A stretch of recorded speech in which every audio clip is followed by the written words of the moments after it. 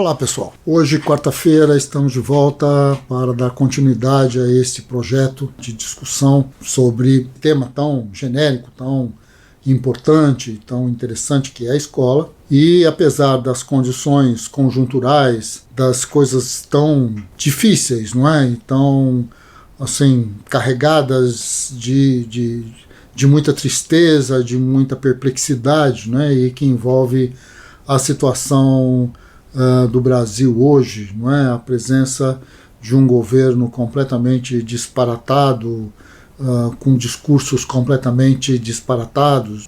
Estamos aqui tentando resistir, né? Na verdade, tentando fazer com que as discussões da conjuntura não nos tire do foco da necessidade de discutir as estruturas, de discutir a maneira pela qual nós nos organizamos e nós tentamos então avançar, enfrentar e superar as dificuldades do cotidiano. Então, por isso mesmo, vamos retomar a discussão de segunda-feira, esperando que vocês tenham gostado do podcast com o Rui Moreira, não é?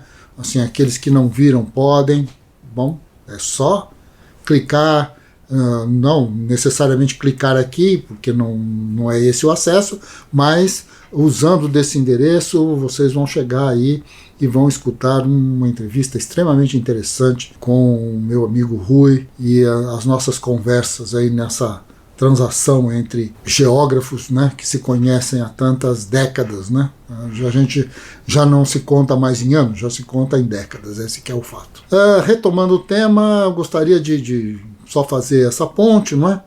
Dizendo que na segunda-feira estávamos discutindo justamente esta questão que envolve a formação econômica e social brasileira e a escola, para que a gente possa desenrolar com facilidade essa discussão, já apontando o fato de que esta formação agroindustrial, o Rui usou essa expressão, mas esta formação econômica e social, ela se realizou, né, e se realiza cotidianamente com formatos e processos de exclusão extremamente importantes. São milhões e milhões de pessoas que vivem nas periferias dos processos produtivos, que não têm a menor condição de, digamos assim, assumir para si o controle, o direito ao controle sobre o que se produz, como se produz, para quem se produz e de que maneira, então, se sobrevive. A grande questão é que, marginalizados por diferenças de renda, marginalizados por questões de ordem cultural, por questão que envolve estruturalmente a maneira pela qual as relações produtivas no Brasil foram se processando, o como se constituíram nossas cidades, que tipo de marginalidade constituiu um monstro urbano como São Paulo, ou uma cidade como Rio de Janeiro, ou uma cidade como Brasília, não é? Com todas as suas características, ou qualquer uma das grandes, médias e pequenas cidades, como se costuma dizer no Brasil, como se essa classificação, digamos assim, eu diria que tenho dificuldades, né, com relação a essa classificação quase que aritmética, mas digamos que estaria aqui levantando o papel político, o papel social, o papel econômico, né, dessas cidades. Já discutimos aqui a ideia da escola como uma coisa da urbe, como um fenômeno da urbe, que vai ao campo, inclusive, para urbanizar o campo. A escola é sempre algo estranho, é sempre um elemento que se coloca na paisagem como aquilo que veio de outro lugar, aquilo que tem um discurso que não é o discurso das famílias, aquilo que organiza as crianças e as novas gerações de uma maneira que não é a maneira pela qual as aldeias, as sociedades urbanas, independente os bairros, ou como isso tudo se organiza. A escola entra como um apêndice, como algo de fora, não é? Como algo que se coloca para fazer justamente esta passagem da vida da família para a vida planetária. Já falamos isso muitas vezes. O que está colocado com relação ao Brasil é que essa escola, colocada nos diferentes pontos do nosso país, aos milhares, às centenas de milhares, ela também expressa as mesmas contradições da sociedade brasileira. Isto é, ela expressa a brutal diferença de renda, ela expressa a brutal violência com relação às formas de controle do político, do exercício do poder. Ela expressa efetivamente as dificuldades brutais da organização de uma população que, no limite, está na sua segunda ou terceira geração que acabou de chegar do campo e que vive a cidade nos seus mais intrincados problemas, dificuldades de acesso ao emprego,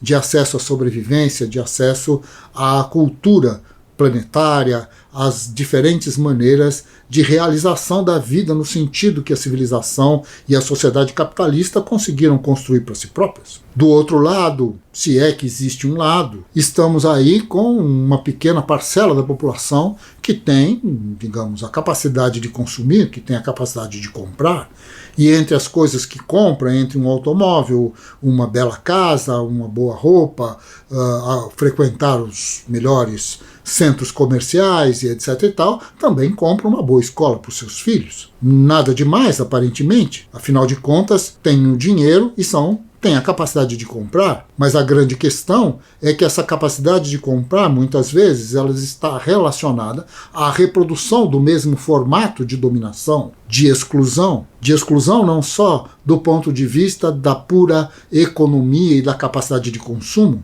mas exclusão da condição da produção da cultura, da produção do poder, da disputa do poder político, rua a rua, quadra a quadra, bairro a bairro. Nesse sentido, então, é que as nossas escolas, ao expressarem, ao realizarem, na verdade, mais do que expressarem, ao realizarem geograficamente, ponto a ponto, não é, a localização dessas formas de exclusão, essas escolas, então, se compõem a partir de diferentes leituras da própria população. Para uma parte da população, a escola é o lugar onde eu devo mandar meus filhos, de alguma maneira, é lá que eles vão poder comer. Para outros, a escola é o lugar que eu vou comprar para os meus filhos, porque é lá que eles vão garantir a sobrevivência do próprio status da família. A existência, então, de um investimento que deve se reproduzir internamente e deve dar, de alguma maneira, algum tipo de acumulação. Nesse sentido, as elites se reproduzem e já não mais exclusivamente como elites porque têm títulos de doutor. Na verdade, já não estamos mais no final do século XIX, começo do século XX. Estamos no século XXI. Não é uma questão de títulos, é uma questão de ter vivido relações que me permitem sobreviver no meio da racionalidade das formas de exploração do trabalho, tal como elas se realizam numa sociedade como a brasileira. A grande questão é que as reformas, e é disso então que nós vamos ter de falar na próxima sexta-feira, essas reformas todas com as quais nós estamos nos relacionando, elas não podem ser exclusivamente reformas curriculares. A reforma da escola, a redefinição do papel da escola, é uma redefinição da política, é uma redefinição das relações de poder. Ela não pode ser simplesmente dar mais carga horária para essa disciplina do que para aquela. Usar mais este tipo de conteúdo do que aquele. Porque isto é uma discussão dos professores. Isso é uma discussão que deve se encaixar no interior das escolas. E está diretamente relacionada à capacidade que a estrutura, funcionamento, digamos assim, da educação brasileira deve fornecer do ponto de vista da formação em serviço, da disponibilidade de salários e condições de trabalho que permitam aos professores, então, terem eles mesmos acesso à cultura com a qual ele deve trabalhar, que deve fazer parte dos seus discursos. Nós não podemos continuar da maneira como estamos, e não porque simplesmente as nossas escolas não são boas. Nós vamos ver na próxima discussão, na próxima sexta-feira, que nossas escolas são muito boas.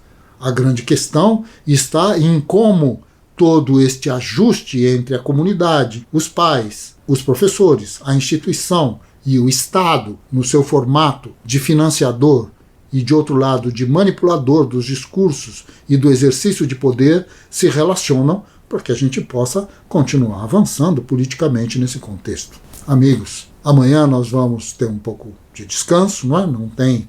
Não teremos vídeo, mas na sexta-feira a gente volta para dar continuidade a esse assunto.